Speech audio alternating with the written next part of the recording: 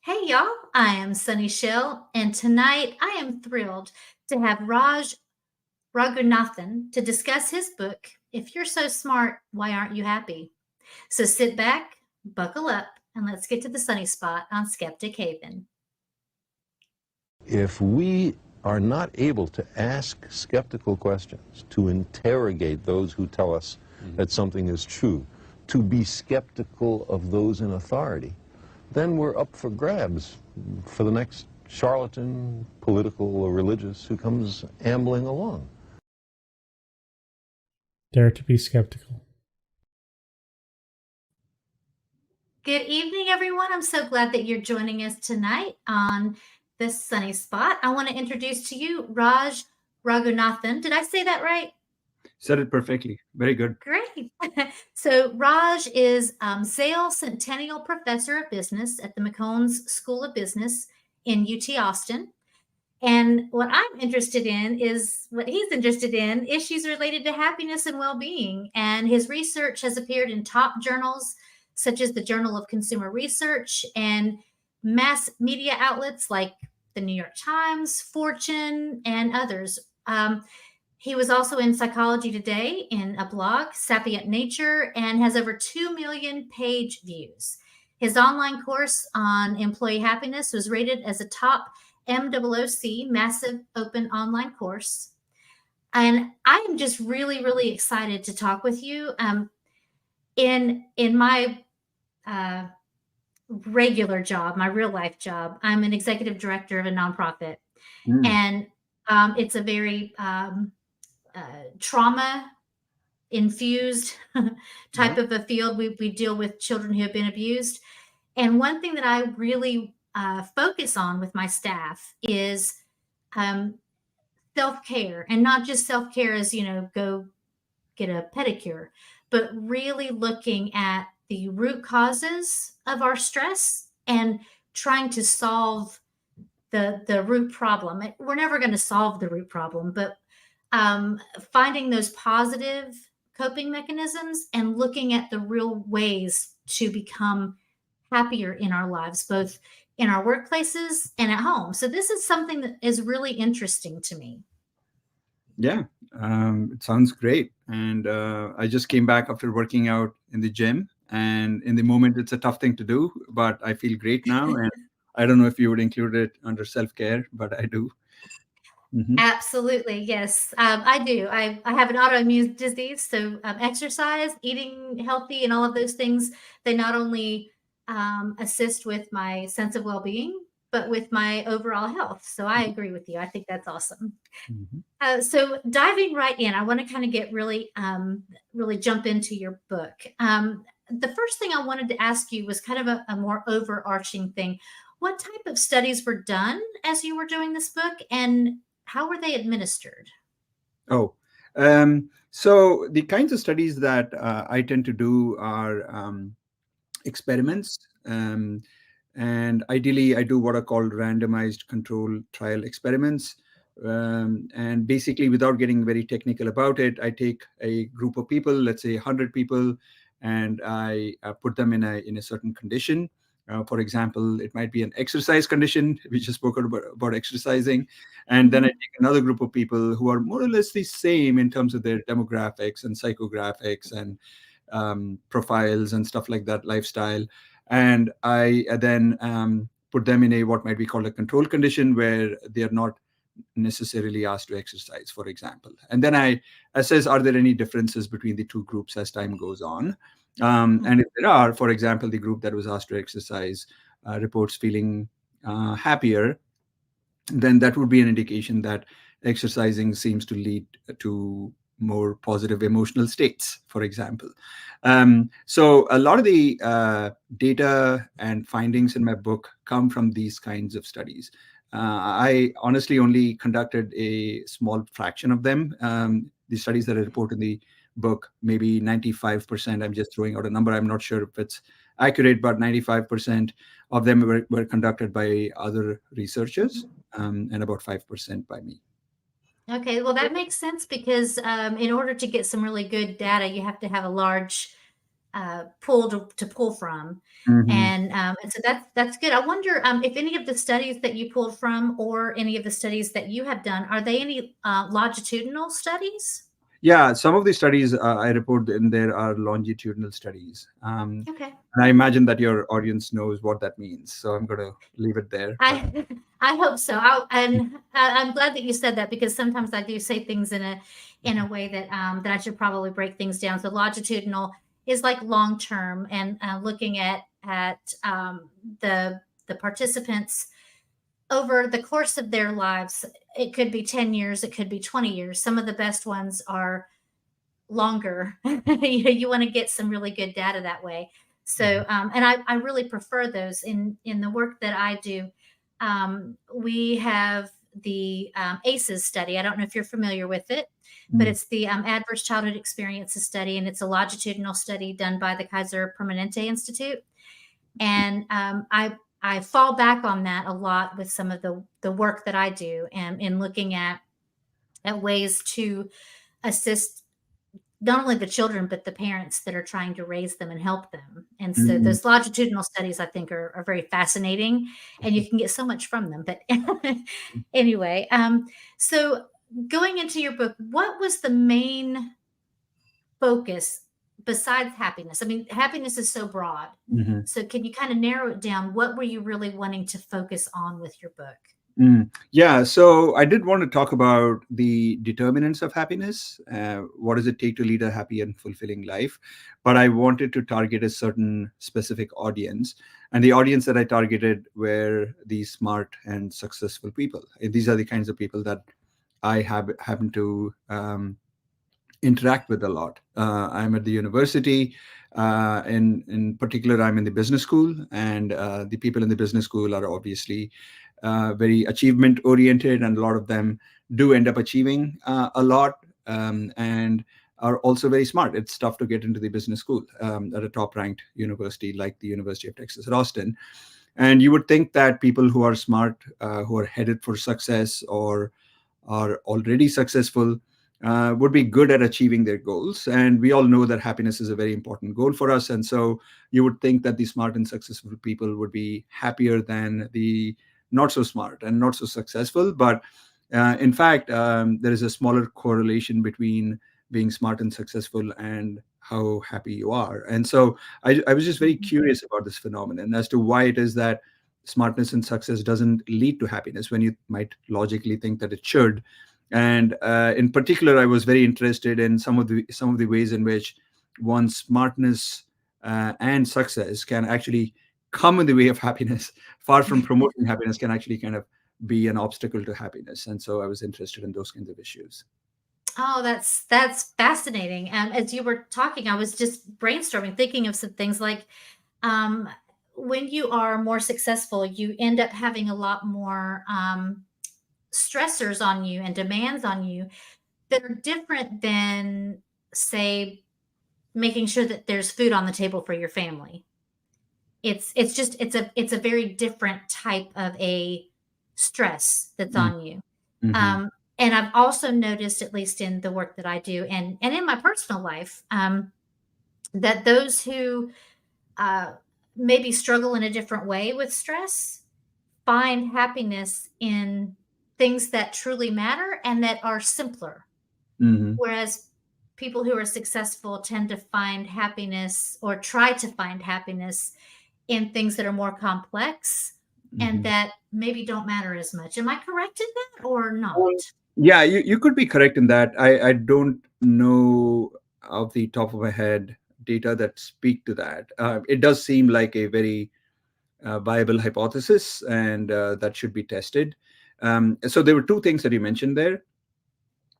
The first is that people who are successful seem to kind of have a lot more, a wider set or a more intense set of stressors on them.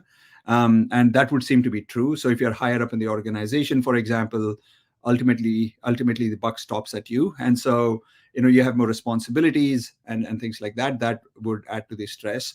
And the second thing that you said is that maybe if you're successful, then you're more likely to seek what might be called more extraordinary experiences. You want to kind of, go to Europe for a vacation, or you want to have a fancy whiskey when you're winding down in the evening, as opposed to just a bud, like a beer, cheap beer, and so on.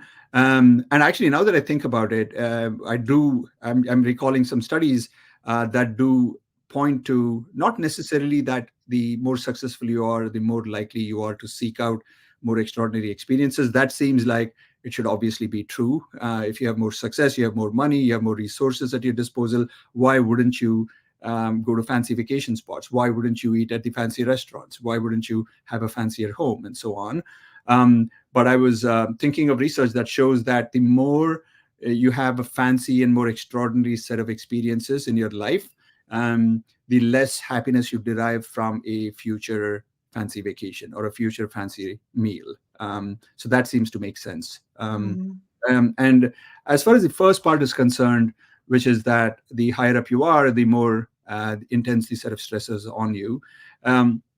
That also seems like it would be true. But in fact, Sunny, what's kind of interesting is that what the research shows is that the higher you are in status, the more positive overall you feel in terms of your psychological state. And also, the longer you live, there are these famous studies called the Whitehall studies that show that.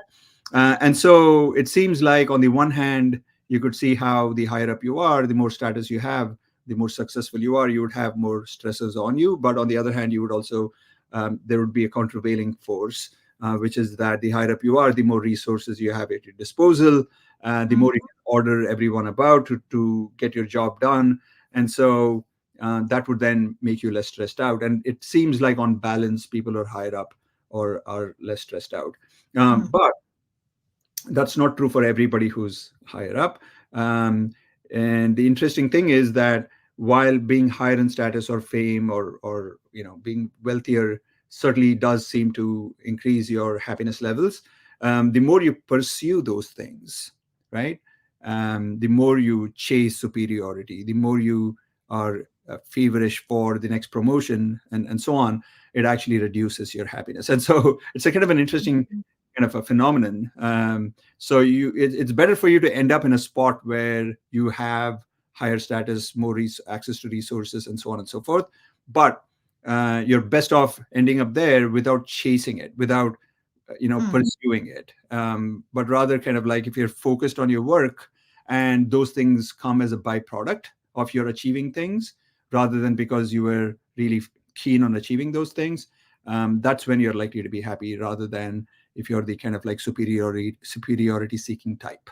If that is so important. I actually had a conversation with my sister-in-law not that long ago, and we were talking about how both of us came from poverty, and we've had to struggle to work our way up. She's a very successful RN, and I'm an executive director of a nonprofit.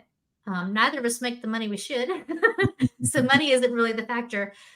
There's a sense of fulfillment in the work that we do, but at the same time, there's a sense of wishing we could get back to the simpler, and so it's it almost feels like the struggles that we had were struggles of basic survival type of stressors. We worried about, are we going to have enough this month to pay our rent? Are we going to have enough to feed our family? Those type of things. But we seem to find happiness in, like, when a child smiles, it was like the greatest thing. And now we're so disconnected from things because it's constantly trying to reach the next thing. And so we were wondering if we really are any happier. We neither of us now have to necessarily worry about our next meal. That's certainly something that is much better. I don't want to ever go back to that, but at the same time, I don't have the opportunities anymore to enjoy the smaller things, the simpler things, the things that really brought me intense fulfillment. I don't know if I'm making sense Yeah, with. you're making sense. Actually, there is a body of work on the so-called ordinary versus extraordinary experiences, and the amount of happiness and joy that people derive from them. And one of the findings is that people who are older, say 65, 70 years old, that kind of an age range, they tend to derive greater happiness from the ordinary events. Mhm. And people who are younger tend to derive more happiness from the more extraordinary events. And one level, it might seem somewhat counterintuitive in the sense that if you've seen a lot in your life, you've obviously seen a lot of stuff, ordinary and extraordinary, and you would imagine that at this point, you're kind of blasé, and unless something really stands out, you're not really going to enjoy that a lot, right? Because you've presumably been to, more vacation spots, for example, or more variety of restaurants as you're older than when you're younger. And also when you're older, you tend to have a little more money than when you're younger, and so on. So it would seem that you could see how it could be the other way around, where when you're older is when you stop appreciating ordinary things and you want extraordinary things. But in fact, the study finds the opposite. And one way of looking at it is that as you get older, you kind of settle into being happy with life in general. You've kind of reconciled what has happened. You've seen the ups and the downs. And you realize that, look, I mean, if I don't kind of enjoy the things that are going on right now around me, like you brought up a great example of a child smiling, or you can think about a bird building a nest. You can think about a sunrise. You can think about having a nice, cozy cup of tea in the morning when everything is quiet, no one else is woken up. You can think about just staying home with your dog and reading a book, right? These are relatively ordinary experiences, and almost everybody in the world probably has access to most of these things. And we tend to devalue them, I think. But as you get older, you tend to kind of reappreciate, so to speak, those things. And the other interesting thing is that these things are appreciated more, these ordinary things are appreciated more if you have had a traumatic event in your life. So that's very interesting stuff. It's the area of research is called post-traumatic growth. So some of the people have seen death at close quarters, or seen their house burned down, or had a really bad divorce.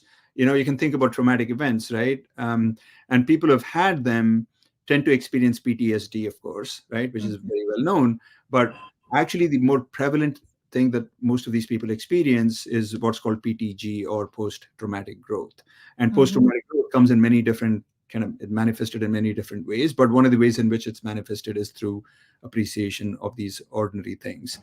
And you said something interesting. I know I don't want to put words in your mouth, but you said that back in the day you used to appreciate those things, and now that you've seen kind of more, worldly success. I'm just using this as a term to represent what you've achieved. You've kind of risen up the ranks. You're a director, and your sister-in-law is similarly kind of high up in status. You said something along the lines of you feel like you don't get to have the opportunity to appreciate those things, or something like that. The opportunity is there, right? I mean, it's not as if there's children have stopped smiling, or sunrises have stopped happening, or things like that. It's like what we pay attention to, right? And what is salient in our mind. And I think that the set of goals that we have set for ourselves, the set of priorities that we have, kind of crowd out those other more ordinary things, right? That's one way to look at it. And I think there's a justifiable reason why they crowd it out, because these are in some sense more important. There are people reporting to you. There are children whose well-being depends on your actions, right? So do you now kind of prioritize watching a sunrise or having a good cup of tea, or do you prioritize sending out that email that could actually kind of have an impact on some child's well-being, right? And I think that you prioritize the latter over the former, right? And the question is there a way in which you can kind of have both of them, right? That would be ideal.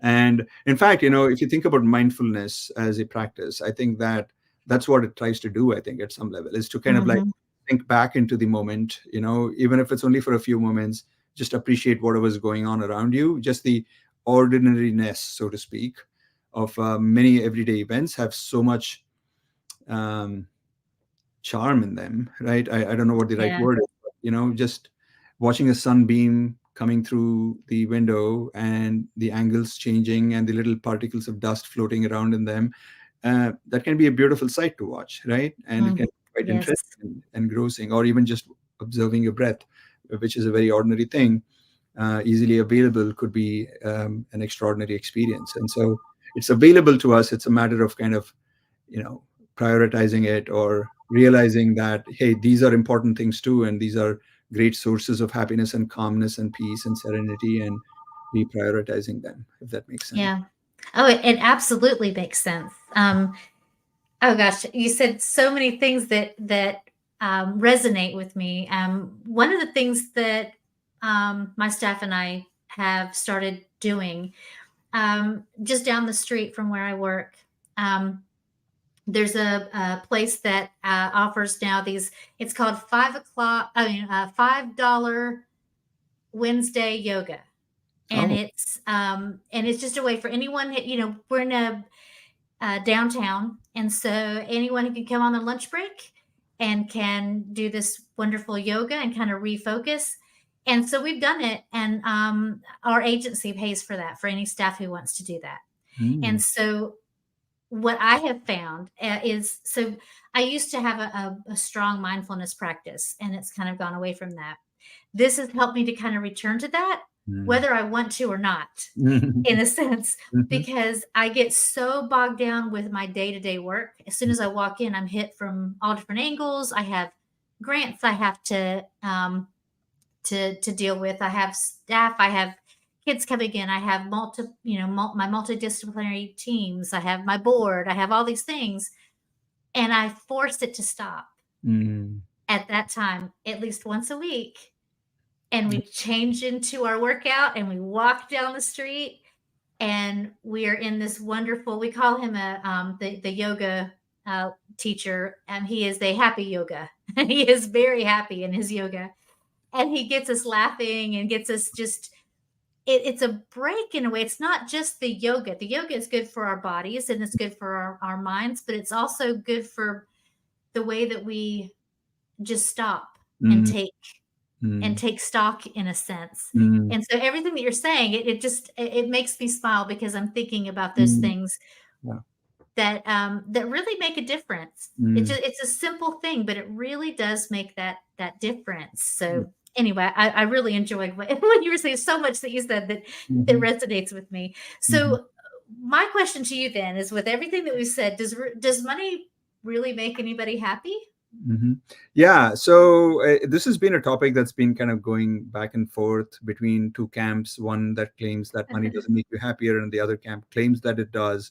And we seem to have a bit of a resolution about 15 years ago or 20 years ago, when Daniel Kahneman, who's a Nobel Prize winner, and his co-author Angus Deaton, they found that money does seem to kind of move the needle in terms of overall life satisfaction, which is a more kind of a cognitive assessment that we make about our overall life, where we are, how our future prospects are, kind of a long time frame kind of evaluation of our life.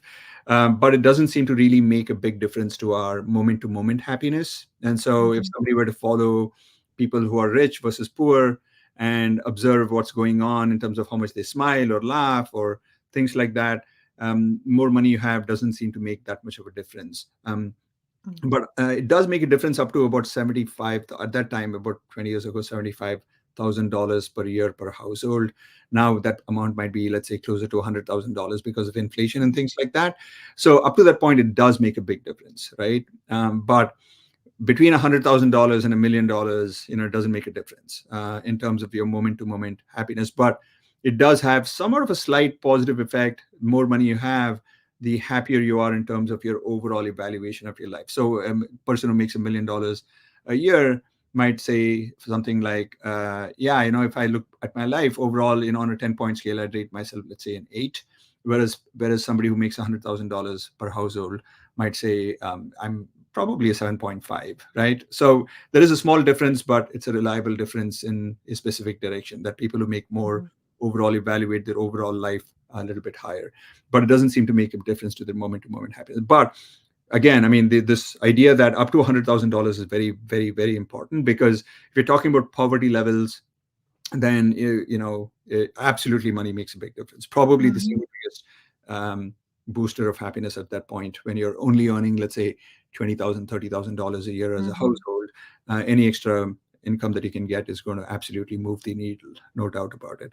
Now, there is more recent work showing that even for these moment-to-moment happiness, more money seems to be better. But it's qualified by how you spend your money. And there are some people who know how to spend money in a way that boosts their happiness, and other people don't seem to really know how to spend money in the sense they don't know how to kind of spend it in a way that increases their happiness. And so here, I think in broad stroke terms, the big finding is that if you spend money in ways that help other people out, for example, right? Or you're spending it to have experiences as opposed to hoarding material things. If you're using money in order to kind of free up your chores, the chores that you hate doing, right? So you were absolutely bad at hanging paintings in your house, right? But you can't bring yourself to use TaskRabbit to have somebody come over and paint, sorry, not paint, but hang these paintings. And you try to do it yourself to save that money, or you absolutely hate doing the dishes, but you can't bring yourself to spend a little bit of money to have a maid do it, etc. Then you're not spending money right? So there are ways in which you can use money. Money is what money does, right? By itself sitting in a bank, what is it? It's just pieces of paper, right? Or something in a digital record. But if you know how to spend money in a way that increases other people's happiness, or you're buying experiences that you want to experience in your life, or you want to kind of like free up your time, etc., then it does seem that some people are good at that, so they don't kind of get attached to money and seeing the bank balance kind of keep increasing, but they use it in ways in which it ends up benefiting them emotionally, right? Does it make sense? So that absolutely makes sense. Yeah.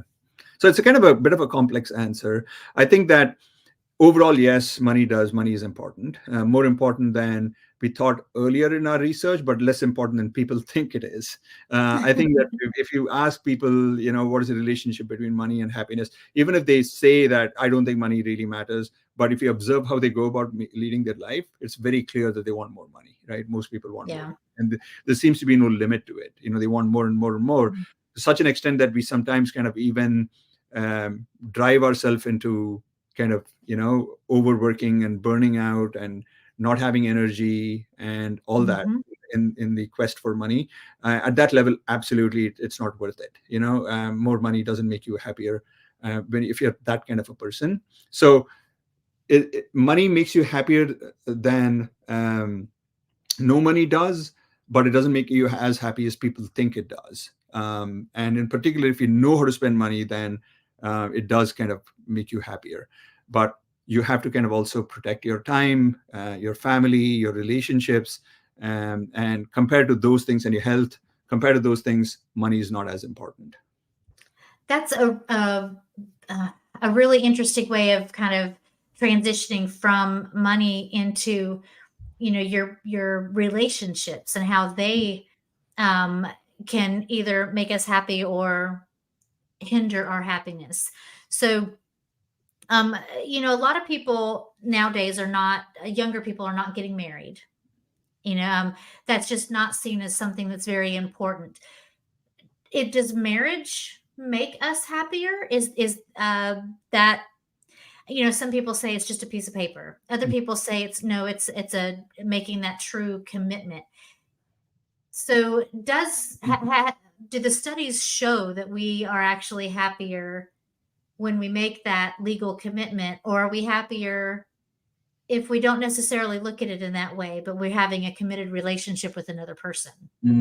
That's a great question, Sunny. And the thing with these kinds of studies and the results is that these are not, remember earlier when you asked me this question of, what kind of studies do you do? I said randomized control trials are the kind of gold standard. I didn't use the word gold standard then, but they are.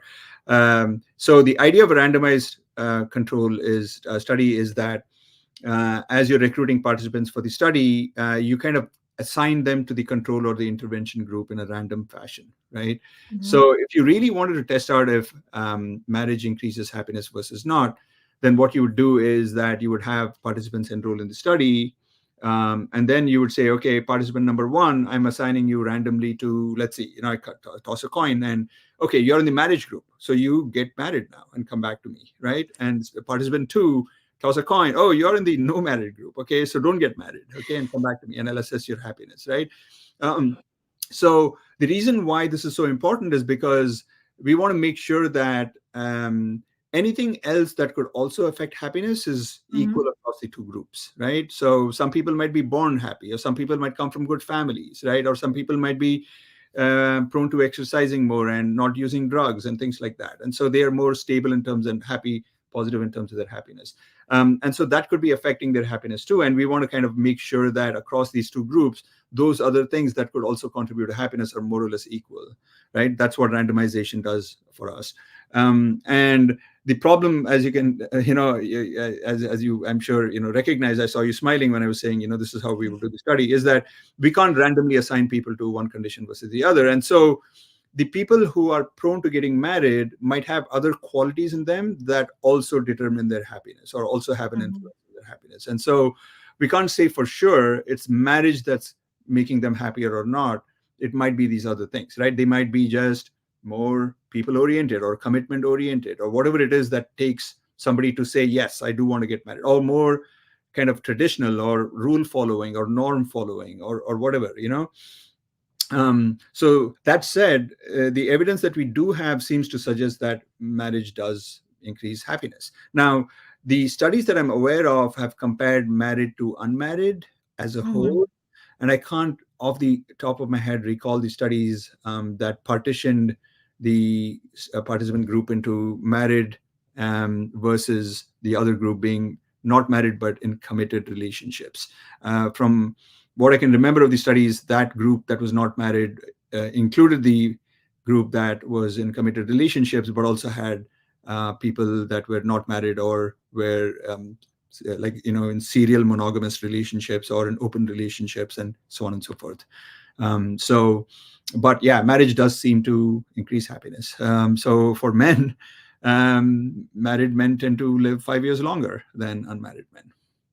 I could think of so many.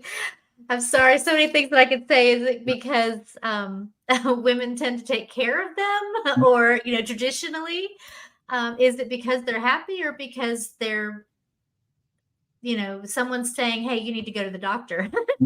Yeah, true. I think that just Yeah. it might be a stereotypical thing. So I always worry when I say things kind of a blanket statement. Yeah, because that's a very fair point. What is very clear is having healthy relationships is like critical for happiness for human beings. I mean, that I don't think anybody would have any arguments with. And you talked about longitudinal studies. There's this grand study that I'm pretty sure that you're aware of. Robert Waldinger was the director for it, and he has a TED Talk which came about 10 years ago. Excellent TED Talk, one of my favorites, in which he talks about all the benefits that accrue to you if you have at least one really caring and intimate relationship. And that confers upon you so many advantages. It's incredible. And so if you only had one thing that you could do, then in order to be happier and live longer, I would say that it's to invest in relationships. Yeah.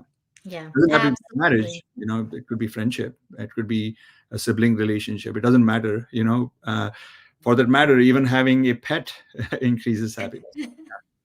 Yeah, that's actually a very good point. I know that, for instance, my mom. I'm using all these personal examples, but it's what comes up to me. My dad passed away a few years ago. My mom just told me, we're just talking last night because his birthday was yesterday, and she said, I don't know if I would have been able to handle his passing in the same way that I've been able to if I didn't have my dog. And my dad encouraged her to get the dog because we knew he was dying. He had cancer. And so he kind of knew that she would need something like that. And oh my goodness, she loves that dog. I think she loves the dog more than she loves me. But it's been a wonderful thing for her. That dog has been fantastic for her. And so I can absolutely see where you're coming from. It doesn't necessarily have to be a marriage. It can be that strong relationship with another person, a friend, a sibling, or even a dog or a cat or whatever you connect with. One thing I do want to ask you, though, has to do, okay, with kids. The reason I ask is I have 5 kids, and my youngest are graduating high school. Wow. And I can tell you that kids are both a happy and a not so happy. They're very, very hard. And I don't think that young people, when they're going into that, really realize how difficult it is to raise your kids and what. It's a good thing they don't realize that. Oh, you're exactly right. If they did, we'd just be extinct. For instance, when my daughter, she's the youngest of all. I have 4 boys and 1 girl. And she just had a car accident, totaled her car. And she's fine, but she is really experiencing a lot of PTSD from it. She's even afraid to get back in the car. She's crying a lot over everything. Everything kind of triggers her now. And it breaks my heart. It's the worst absolute thing as a human. And I have been through all kinds of different experiences, but seeing my daughter, who is not a little girl anymore, she's 17, but she's my baby, and seeing her hurting like that has devastated me in ways I can't even describe. And yet there's so many other things. When my oldest son, went into the Navy, and he was so proud of himself for going in and doing that, and seeing the look on his face when he got out of boot camp and that sort of thing. Those are some of the happiest moments that I can even imagine, or just seeing their face when they were first born and being able to hug them. Do kids actually make us happier, or do they just make us crazier? Yeah. So the short answer is that kids make you less happy on a moment-to-moment basis. So if you kind of follow a parent along as they're going about their life and look at their happiness levels, and then you do a similar thing and you follow a non-parent around as they're going about their life, then you'll notice that there are more points of frustration and stress in the parent's life than there is in the non-parent's life, right? But when you ask these 2 groups of people or 2 people to report on how meaningful they find their lives to be, this is what results from a study showed, then the parents tended to report higher levels of meaningfulness, that my life has a purpose. I am doing things that are aligned with who I want to be and how I see myself. And there's just more of a grip, on life that people who are parents seem to have. And so it seems to kind of like, this is one of the contexts in which the level to which something contributes to your happiness differs in the level to which it contributes to meaning. Most other things, like, for example, if you're working out, right, or you're doing your job well, etc., it makes you both happy and contributes to meaning. But raising children is one of those few examples where happiness and meaning seem to go in the opposite directions, that it makes you less happy, but it gives you more meaning. And that, from what I remember, is for parents who are active parents, that is that the children are still in the home. And I think I can't recall off the top of my head the studies that have looked at what happens to people whose children have kind of left home. But from what I remember from a person presenting something, that group of people is happier than the corresponding group that doesn't have same age but doesn't have any children. Once they've left home, obviously, you're not kind of changing diapers or, making food for them or driving them around and things like that. And at that point, you have a richer social life because you have more people to connect with, right? And not just more people, these are your own people, right? And you've had an active role in raising them. And so presumably they are similar to you in some regards. And there is a whole, stream of research on this so-called homophily, which is liking for things that are similar to you. And so your children are bound to be, all things being equal, in general, they're going to be more similar to you than random people are. And so you're going to find them to be more, I was going to say palatable, but that's not the right word. You're going to find, you're going to find them to be more, happiness inducing, let's say, right? Because of that. So from everything that we've talked about, I can't believe that we only have 15 minutes. Actually, we have less than that because we kind of started a little bit late. I can't believe that we're so close to that because I have so many more things I want to say, but to kind of start wrapping things up, it sounds to me like what we need to be focusing on in order to be happier people is kind of finding the,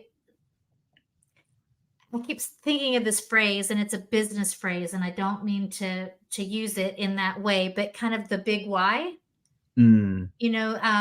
Just to, it's, in other words, it's not that every married person is happier and every single person is not happier. They find they're happy in different ways. And those who have kids are not necessarily, it's not like each individual person is necessarily happier than another person who doesn't have kids. Person without kids can be just as happy as another person with kids. It's just the overall, we're looking at the overall kind of trend. And so it seems to me that sense of self-awareness and being mindfulness is really the true pursuit of happiness. Is that kind of what all of this tells us, maybe? Yeah, I do think that if you look at people's kind of personalities and look at their predilections and tastes and what comes easily to them and what they like to do, etc., and they're leading a life in which that life is aligned with those things, right? So, for example, somebody might be a really big introvert, and they might also let's say documentaries, right? And if they are in general spending life in such a way that's aligned with those interests and tastes, so they tend to have a smaller group of friends with whom they connect at an intimate basis, but they don't have a life in which they are thrust into big kind of gatherings and networking events and stuff like that. And when they come home, they have the freedom to kind of watch documentaries because that's what they like to do rather than being forced to watch something else, etc. I think that there is a case to be made that they're going to be happier than if things were not aligned. That said, so in other words, I do think that I agree with you that, if you have a answer to the question of what's my big why, in other words, what is the kind of life that I think will bring me happiness and will bring me a sense of purpose, will kind of be a guiding light, a lighthouse that will point me to the direction in which I want to take my life. And then I start to kind of arrange my life in a way that's consistent with that. I do think that that is going to make a person happier. I do think, though, that there are two other things that are very important here. And one of those is, just basic kind of at a cellular level, is your body happy? Are you taking care of it, right? We talked a little bit about it in terms of self-care, right?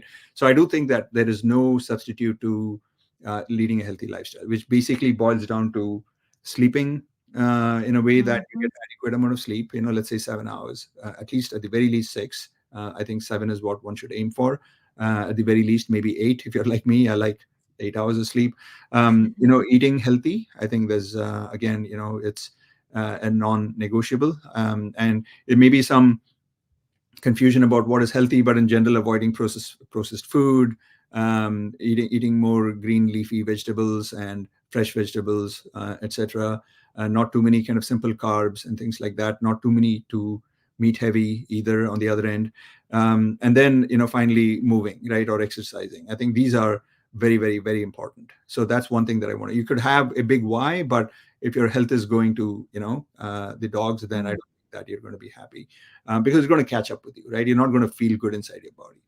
And then on the other end, I think that an attitude is very important too. I think that you do need to have a good attitude. You could have a great why, but if you're a complaining type and you're not grateful about the things that that are going well in your life, etc., then you can very quickly eat into all the happiness that you built up for yourself by just having a bad attitude toward life. And so, I do think that everybody needs to spend a little bit of time and invest in adopting an attitude of gratefulness, of seeing the cup being half full rather than half empty, of generally trusting people, of feeling that life is good and that I'm taken care of, rather than that, hey, life has always been unfair to me and I want more. And, so you operate from a scarcity mindset. That's one of the worst things you can do for yourself in terms of happiness. You need to, at some level, operate from the mindset of abundance, that I have enough. And if I can't be happy with what I have right now, then chances are that it's never going to come. This is as good as it gets for most of us, right? Not everyone. If you're stuck in a war zone, etc., then that's a different story. But if you're like leading an average American life, then I think we have it pretty good here, I would say. I agree with you. Oh gosh, I wish we had more time. I will. There's one thing I want to say, and then I want to get to our last thing, because I know you have a hard stop. So my dad used to say to me all the time, I'm telling you, we came from abject poverty. My dad had he became a banker and a finance person. I'm trying to think of the term, but anyway, he had a diary, a finance diary, and in it was an entry when I was probably 4 or 5 years old, and I had found a quarter in the grass, and he wrote it in the diary and said, "I'm so thankful. She found a quarter. She found a quarter." And it was all these exclamation points and stuff. And that brought me to tears when I read it, because it was like, wow, I don't think I really fully comprehended just how poor we were. We were really, really poor. But my parents were happy. And they were struggling, and they had stress, and they wanted more for their kids. But they found the happiness in each other, and they were not the Debbie Downer types. They were always like, okay, well, this isn't so. I mean, hey, we have each other. They were kind of the silver lining type of people. And he used to tell me all the time, if you can't be happy at your worst, you will never be happy at your best. And that's always stayed with me. And so as the final thing, as we leave, if one of our viewers out there is listening to us and they're like, oh, wow, I'm kind of a Debbie Downer. I'm kind of a person who looks at the glass half empty. What is your closing thing to them? What could you tell them that might help them change to try to be a happier person?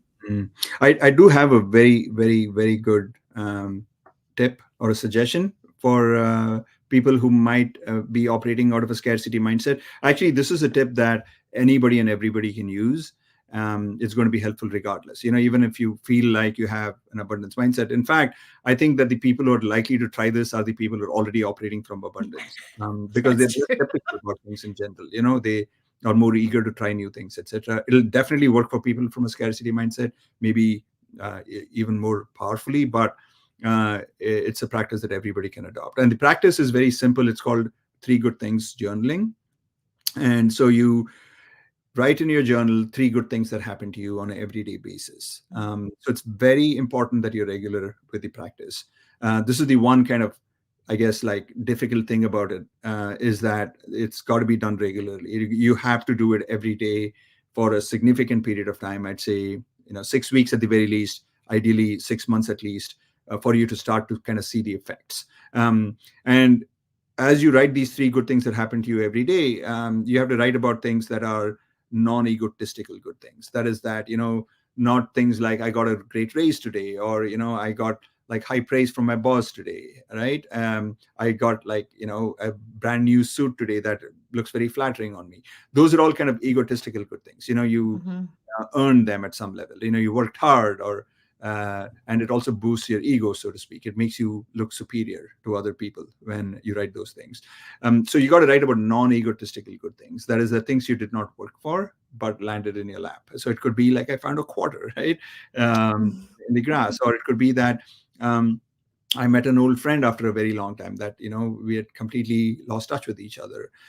Or it could be that I was kind of searching for my lost car keys, and lo and behold, right there under the sofa, along with the car keys, were my glasses that I thought were lost forever, right? So things like that, things that just happen to fall into your lap, that you did not work for. The reason why that's so important to write about is that because, especially a scarcity-oriented person, but generally speaking, everybody suffers from, or most people suffer from, something called a negativity bias. So we tend to look at the world through the lens of, things are negative. And so, for example, as an illustration of this, if 5 people come and compliment you on something, right, maybe a good presentation or the way that you're dressed, and one person kind of says something negative about the presentation or the way you were dressed, chances are higher that you're going to remember that negative comment, right? So this is negativity bias in action, and it really served us very well in our evolutionary past to have that negativity bias, because 200 years ago, let alone 2,000 years ago, our survival was not to be taken for granted, right? We were surrounded by so many dangerous things around us, and so if we had a positivity bias, then we probably got killed, because we didn't distrust somebody that was supposed to be distrusted as much, or we didn't notice a danger and we thought it was an opportunity and we got killed. And so negativity bias is good for survival. It's not good for flourishing and thriving and for happiness. And so we need to kind of replace our negativity bias with a little more of a positivity bias, or at least a neutrality kind of thing, rather than being negative, right? And the way that we nurture that positive attitude and mitigate the negativity bias is through noticing things in the world that are positive for us that we did not work for. So eventually what's going to happen if you maintain this 3 good things journaling is that after a couple of months, you're going to feel lighter. You're going to feel like there's more positive things happening around you. And it's like what you're doing is working on your subconscious filter through which you're viewing, or lens through which you're viewing life. And that filter changes from being a jaundiced filter, yellowish tinted, to more rose tinted. And so everything is going to look a little brighter, and you're going to be uplifted from within.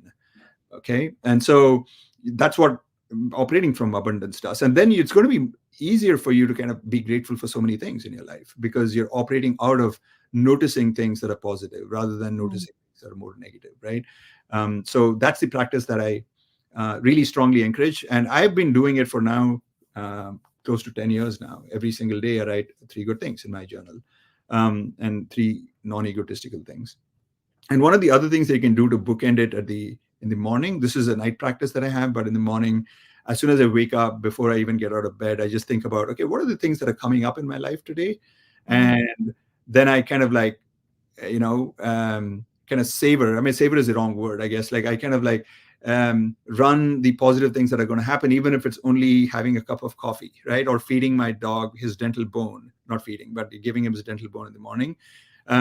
Just replay. I kind of, imagine this thing happening in my head, and a smile naturally comes across my face, right? Because I mean, it's a positive thing that so rather than dreading all the, work you have to do, just lay in bed and think about 3 things, or even just one thing that's positive that's coming up. Maybe you're going to meet your daughter today, right? And just kind of like, imagine it playing out in the way that you think it is going to play out. And like, that's going to definitely boost your happiness levels and make you feel that life is more abundant, rather than only focusing on the things that are going badly. So those are the 2. I love that. I absolutely love that. It's just like any other muscle. With more practice, it becomes easier and more efficient. I love that. Really quickly, I want to say thank you to Dan D. He gave us a $10 super chat. Mm. Happiness is right now, not around the corner or down the road. You are absolutely right. Mhm. Thank you, Dan. We really appreciate it. That's exactly what we were just talking about. I want to thank you, Raj, for coming on. I really do appreciate it. This is such an important topic. It really is. I think that we are right now in a type of it's a time where we're seeing so much negativity that we can really fall in. Even positive people can fall into those holes, and we just need to make sure that we have that reminder that life isn't all bad. Granted, there are people who are, like you said, who are living in places that war-torn places and so forth. But for those of us, the average American person, we really have it pretty good. We need to recognize that. So I want to thank all of our patrons for Love Bond: Sidney Davis Jr., Eric Ozols, Rion, Deneen Murphy, Dan D, Michael Wiseman, Kathy Cotton, Cindy Plaza, me, Aaron Coalson, Phil Calderone, and Amanda McLeod. Please, if you would like to continue to see us do the work like this and have people on like Raj, please consider being a patron. We would really appreciate it. You can become a patron at tinyurl.com/shfunds. We appreciate it. Don't forget to check out our other shows on Skeptic Haven. We have Secular Soapbox on Wednesdays. Of course, Thursdays is here with Sunny Spot. Saturdays, we have the Global Atheist and Women Atheist Unload. And then our newest show, Let's Talk, on Sundays, where you can call in and you can talk to us. And we really love being able to talk to people, even if you don't agree with us. That's okay. So support us, give us a like, subscribe, all of those things. It really does help us. We really do appreciate all of that. And if you are not a happy person, if you have a lot going on, remember there's Recovering from Religion. There's also the Secular Therapy Project. There are people out there who care, and we're some of those people. So in the meantime, remember to always think critically. Good night, everybody. Our being knows this is where we came from. We long to return, and we can. Because the cosmos is also within us. We're made of star stuff. We are a way for the cosmos to know itself. If we are not able to ask skeptical questions, to interrogate those who tell us that something is true, to be skeptical of those in authority, then we're up for grabs for the next charlatan, political or religious, who comes ambling